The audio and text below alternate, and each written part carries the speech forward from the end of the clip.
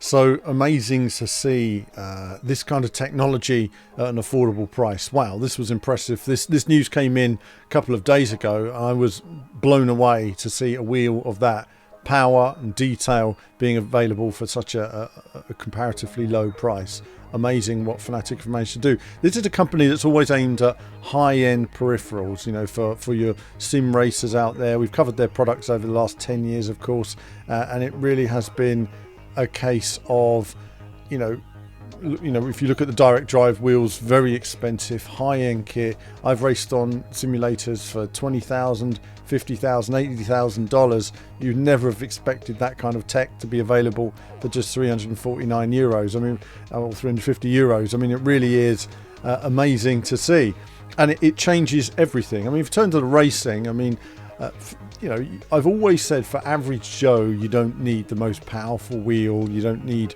I mean, even with direct drive, not everybody needs direct drive. Not everybody needs, you know, something of that power. And you need a rig to bolt it to that can hold on to that power as well. Very important. Not all rigs can take that kind of torque, but it's impressive. You know, once you've used a direct drive wheel, it definitely gives an experience that's more realistic than anything else you've ever encountered before. You feel that hit of the tyres digging into the racetrack, if you like, as you lean into the corner, and you feel that bam, it's not going any further. It fights you instantly, and you can immediately feel that detail of road texture, providing it's in the game and the physics are all working, or the sim.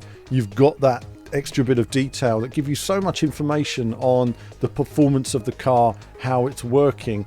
Now, you need to be a good driver to be able to take that information and make something with it. That's not to say, I mean, good drivers can use a wheel that probably costs next to nothing and still do amazing performances, but it all gives you that edge.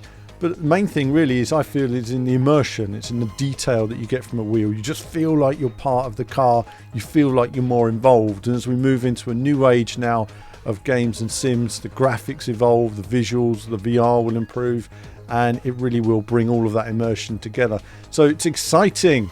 Also, the fact they've got two different power supplies for the wheel as well, in terms of if you wanted that extra bit of grunt to break your arms every time you play racing games, it's there.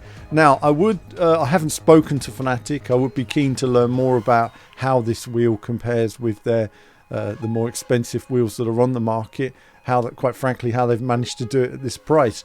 But with the range of add-ons for this wheel as well, you know, with the way the moving parts work, one would expect it to be a solid long-term piece of kit with a good life warranty on it. It's the sort of wheel that I could use at higher resistance than I have done on my wheels over the years. I've been somebody who's always sort of looked to wheel preservation, if you like, and making sure that, you know, my wheels all, you know, last as long as they can, because I'm using them to make all of these videos. It's a real pain. So when you see a couple of wheels behind me, that's because I've spent so many hours on all these different games over the years that if I, you know, wear a wheel out, well, there's another one. I can get on with my job and crack on again. Talking of which, actually, one of the Fanatec have really improved over the couple of years, and I just wanted to mention this because when I started using Fanatec wheels years ago, they weren't as well supported out of the box. They've really worked on that, working with the games companies now. The games are working out the box. The firmware updates are easier to implement. Years ago you had to press 2 buttons and balance your wheel, and it's much better now. They've really worked on getting everything working as it should to make it easier for you if you're new to the world of wheels and sim racing. This is a great step forward. This means more players can get involved in high level tech without needing to spend a huge amount of money. This is a great barrier that's been removed. It will get more sim racing gamers into using direct drive wheels. It moves the technology forward for everybody. Very exciting announcement. No information yet as to when the product's going to be released.